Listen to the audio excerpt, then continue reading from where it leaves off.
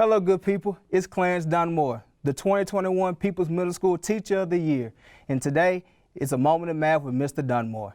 Now, before we get started, let's talk about ratios and proportions, because that's what we're going to be getting into. That's something that we deal with every day in our lives. We're just comparing two different things. So let's take a look at it. Let's deep dive, and we're going to talk about the new standard, the today's standard, 6.RP.1. Let's get into it. All right, so today's standard, again, we're talking about ratios and proportions. We're going to talk about 6.RP.1. So let's go ahead and start off and discuss what does that standard even talk about. 6.RP.1. Understand the concept of a ratio and use ratio language to describe a ratio relationship between two quantities. For example, the ratio of wings to beaks in the birdhouse at the zoo was 2:1, because for every 2 wings, there was 1 beak. For every vote candidate A received, candidate C received nearly 3 votes. Now, this standard may seem a little confusing. It may not seem straightforward because there are some terms that we're not automatically familiar with. So let's break some of these key words down. So let's talk about vocabulary. First of all, what is a ratio? Well, that's simply comparing 2 similar quantities by using division. Keep that in mind, that we are going to be using division. Next, a ratio language. What is a ratio language? Well, that's simply words that are used to express a ratio. And lastly, a ratio relationship. That simply is a description of how the similar quantities are being compared. Now, keep this in mind. A ratio is comparing 2 similar quantities by division. A ratio language, again, we're just talking about words used to express a ratio. And ratio relationship is just a description of how the similar quantities are being compared. Let's revisit 6.RP.2. Let's revisit this standard and use these new definitions in place. Okay, so we understand that the concept of a ratio, well, remember, a ratio is just comparing 2 quantities using division. So we're going to understand the concept of comparing 2 quantities by using division and use words to express a ratio, that's our ratio language, to describe a ratio relationship. And remember, it's a description of how the quantities are being compared between 2 quantities. Now, let's deep dive into some more about this. So a ratio, we're comparing 2 different quantities, but they're a part of the same group. So some examples, we have comparing the dice to the game pieces in a board game. We could be comparing the dimes to dollar bills that's in our pockets. We could be comparing the teacher to child ratio. That's kind of similar to what we are right now. How many of you all are watching this right now? Are there 1 of you, 2 of you? Maybe 3, your brothers and sisters. Well, however many there are you compared to 1 of me would be the ratio. 1:1, 2:1, 3:1. We could compare the ratio of dogs to cats. In this one, we have 2 cats to 3 dogs. Can you think of any ratios that you can compare in your own life? Okay, I like that one. That's good. That's good. That's good. Let's talk about the different types of ratios now that we have a clear understanding on what a ratio is. All right, types of ratios. Our very first ratio we're going to talk about is called a part-to-part ratio. All right, and we're going to be using squares and circles in these examples, so keep that in mind. So a part-to-part ratio is when we're comparing a part of the whole compared to another piece of the whole. Let's take a deep dive and let's look into it. All right, so in this one, we're comparing circles to squares. Well, if we're going to do a part-to-part ratio, well, before I get started, I probably need to change the color on my pen, huh? So let's take a look at this again. We're going to be comparing a part-to-part ratio, but you know what? That's the crazy thing about technology. We have small little hiccups and whatnot, and we have to learn how to just kind of roll with the punches. And look at that, the pen's working fine. Great. All right. So again, we're going to be comparing a part-to-part ratio, and we're going to be comparing circles to squares right now. Now, let's count how many circles do we have here. All right. We have 1, 2, 3. We have 3 circles. Now let's compare our squares. How many squares do we have?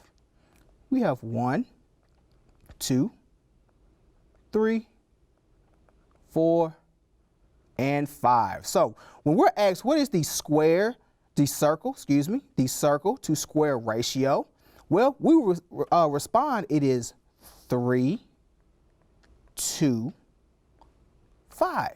That is a part-to-part ratio comparing the squares of these circles to the squares. I'm so tied up on the squares, so let's flip it now and let's do the squares to circles part-to-part ratio. All right, same question here. How many squares are there? Let's count them.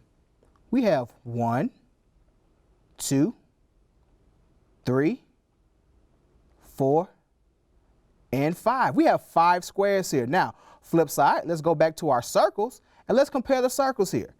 We have 1, 2, 3. We have 3 circles. So when the question is asked, what is the square to circle part-to-part ratio? That is simply 5, 2, 3. Part-to-part ratio. Let's look at the next one. All right, and also remember, can we compare a few shapes to all shapes? This is a question I should have probably asked you a little sooner, but the answer is yes. Let's look at the next one. Part to whole ratios. That's just how it sounds. We're comparing a piece of what's being presented to us compared to the entire arrangement. So let's look back at our example again, the circle to shapes ratio. Notice, you see these green out borders around each of these shapes here? Well, all of these are included. This is the whole. Everything that has a green border around is included in the entire number. So let's start at the beginning. And we're going to say circles. How many circles? Let's count them again. 1, 2, 3. So we know that there are 3 circles. Now we need to compare this to how many shapes? How many total shapes? Well, do we start over here or do you want to start over here? Where do we need to start? Right. Why do we need to start right here? Because they're included in the shapes category. So if we're talking about the shapes, we have 1, 2, 3, 4, 5, 6, 7, and 8. We have 8 total shapes here. So what is the part to whole ratio of circles to shapes? That would simply be 3 circles being compared to 8 shapes. Let's flip it now and talk about the squares to shapes ratio. Well, if you're starting to catch on, then you already know what to do. So again, let's compare the squares first. Well, we have 1, 2, 3, 4, and 5. We have 5 squares. But again, how many total shapes do we have? Well, if you notice, we're using the same group, so we already know we have 8 shapes. So the square to shape part to whole ratio would be 5, 2, 8. 5 to 8, part to whole ratio. We have one more called a whole to part ratio. And if you're thinking, well, if part to whole means we're comparing a piece to the entire thing, wouldn't a whole to part be the exact same thing but backwards? And you're right. It's comparing everything to just a portion of what's being presented to us. So let's take a look at shapes to circles. Everything's just flipped. So we can kind of speed through this because we already know. How many shapes do we have? Let's count them one more time just to make sure we're on board. We have 1, 2, 3, 4, 5, 6, 7, 8. We have 8 total shapes up here. So for the shapes, we have 8. And we're going to pair this, we're comparing it to how many circles? Correct. We just have 3 circles. So the whole to part ratio on shapes to circles are 8 to 3. Now, what am I going to do? Now we have to do the squares. Good job. All right, so let's talk about the shapes to squares whole to part ratio. All right, we're going to do the exact same thing that we've been doing, good people. Let's just keep pushing and keep working. We have 1, 2, 3, 4, 5, 6, 7, 8. We have 8 total shapes as we've been known, compared to How many squares do we have? 5. Good job. We have 5 squares. So therefore, what is the whole to part shape to square ratio? 8:5. Good job, good people. Good job. All right, so we talked about the types of ratios: part to part to whole to part. Now, how can we express these ratios though? Are there different ways to express ratios? Absolutely. Let's get into it. Let's talk about them. The different ways to write ratios. All right, the first way we've already been working at, and that's word form. And the most important word, well, one of the biggest words we're going to focus on is going to be the word to, because we've been using it since the start of this episode. Let's talk about how to express a ratio in word form. Let's go back to a circle to square. We're talking about a circle to square ratio. Now, if I was to ask you all, how can we express this in word form, what would you tell me? Or if I were just to ask you, how can I express the circle to square ratio, what would you tell me? Exactly. It would be 3 to 5, because we have 3 circles and we have 5 squares. Let me change the color just to change it up just a little bit. And I would choose this color of all 5 squares. Now notice this word to, this is what makes it in word form. We're comparing the circles to squares, 3 to 5. All right, let's talk about the next way. The colon form. Now the colon form, we kind of already know what a colon is, because if we remember from ELA, what does a colon look like? Right, it's 2 dots stacked on top of each other, right? So a colon, we will simply have 2 dots stacked on top of each other. Now, the important thing about using the colon, the very first number here is going to be whatever's being asked of us. So if they want to know, again, let's just use the circle to square one more time. The circle to square ratio. The first number right here is going to be the number of circles. Well, how many circles do we have here? 3. We're going to compare that to how many squares we have. Well, how many squares do we have? Even though it's a rectangle, how many squares do we have? We have 5. 3 to 5. This reads as 3 to 5. 3 to 5. What if I was to swap it up and I said, instead of a part to part, give me a whole to part square to shapes ratio? How would that, how would we do a square to whole ratio? So let's look at it. Square to, we say shapes. Let's say shapes. Oops, I said shapes, so we need a plural. All right, so let's do it. Boom. How many squares do we have here? Well, we know it. It tells us right here. We have 5 squares. We have 5 squares. We're going to use a colon. We're going to use a colon to say 2. And now we need to say the number of shapes. How many shapes do we have here? Well, 1, 2, 3, 4, 5, 6, 7, and 8. We have 8 shapes. So how can we write the square to shape ratio? It will be 5 colon 8. But we read this as 5 to 8. Remember, we're going to read these ratios just like we're reading a book, going from the left-hand side and reading towards the right. Let's look at the last way we can express a type of ratio. Fraction form, fraction form, fraction form. Now, let's talk about what a fraction even is really quickly. How's a fraction look? How's a fraction look? Who remembers? It's a what and a what? That top one, this first, if this top, you said top, don't say top though. What is this? This is a numerator. And what's at the bottom? A denominator. Good job. Excuse my handwriting. All right, so we have a fraction. A fraction is A over B, but we don't say over. What is this right here? Let me change the color for you. What is this right here? What does this represent? That is a what? A fraction bar, good job. And every fraction bar, what does every fraction bar represent? Division, absolutely. Remember this little key phrase. Every fraction is just a mini division problem. My coworker, Miss Hill, gave me that a long time ago, and I've used it ever since, so shout out to Miss Hill. Every fraction is just a mini division problem. And remember we talked about ratios in the very beginning. What did we say? That we're comparing quantities using what?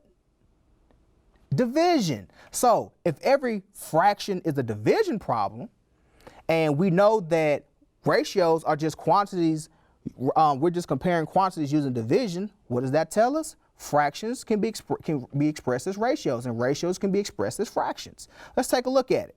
Now, we're going to do a circle to shapes. Let's do a circle to shapes ratio, but we're going to express it as a fraction. All right. So circles. How many circles do we have? And I said circle. Remember I said we're going to make this plural, so we need this S. Why is the S not on there? What's wrong with you? Stay on here. All right. So how many circles do we have? Again, if you've been keeping up, we already know. We have 3 circles. How many shapes do we have here? We've been keeping up. We have 8 total shapes, but we need to express this using a fraction. Now, what is this numerator? What is the top number or the numerator going to be? It's going to be the first part of our question. We want to know the circles, which is 3. So we're going to put that as a numerator. We're going to add our fraction bar. And then we're going to need, compared to what? The shapes. And how many shapes do we have? We have 8 shapes. So our ratio will be 3 over 8. 3 divided by 8. What if I ask for a shapes to square ratio? Let's do that one. So we're going to come here and I'm going to write in shapes to, and we'll say we're going to do the squares. And I'm going to do it like this. All right, how many shapes do we have here? Well, let's take a look. We already know. We have 8 shapes. We know we have 5 squares. And remember, our first number, this is the what in our fraction. What is this? That is the numerator. Good job. Now I'm just going to put a little abbreviation for save on space. And our second number in the backside, what is this going to be? Our denominator. Good job. So how can we express this? How can we express shapes to squares? We know there are 8 shapes. We know there are 5 squares. How can we represent that as a fraction?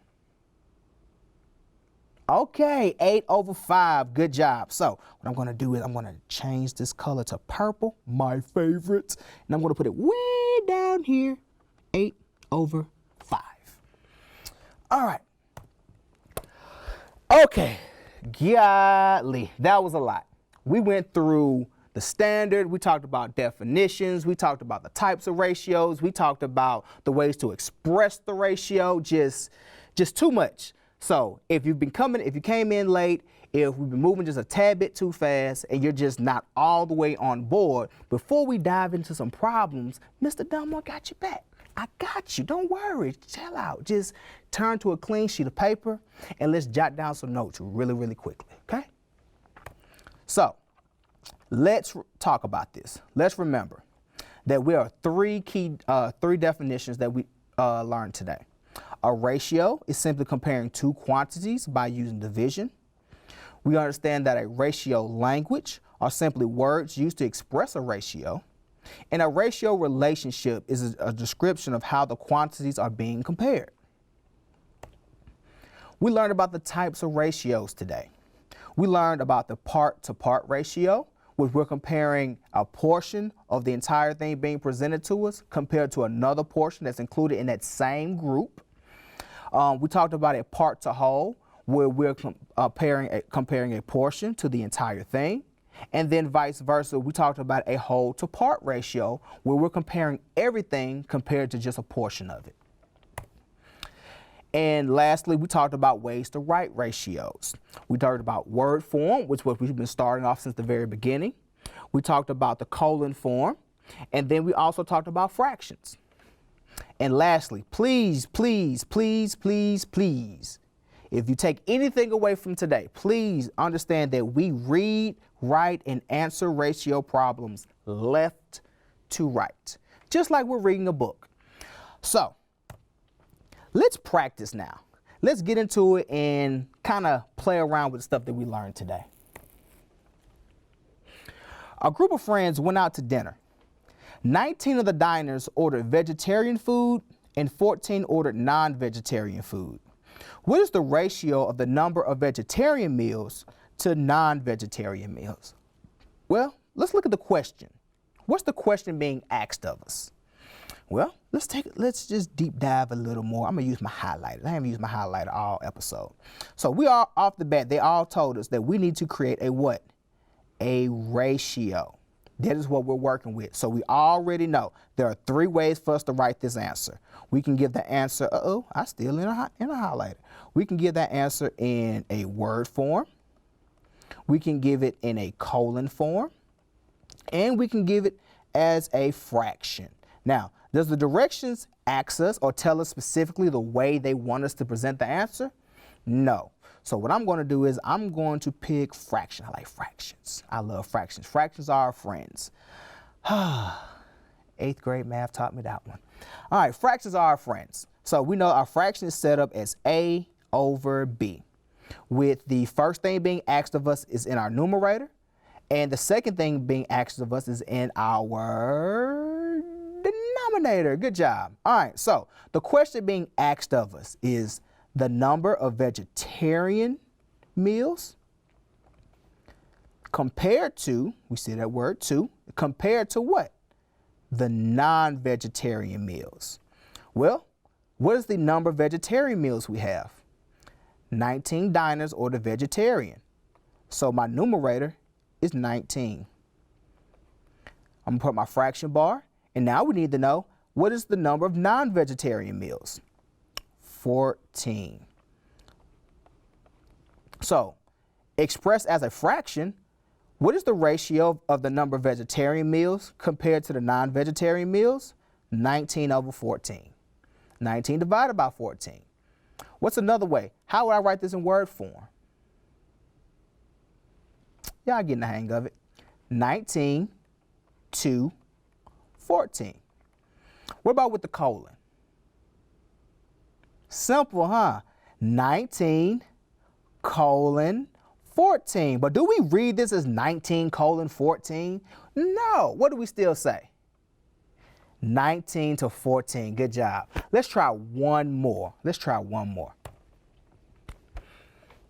There are 38 cars parked in the parking structure.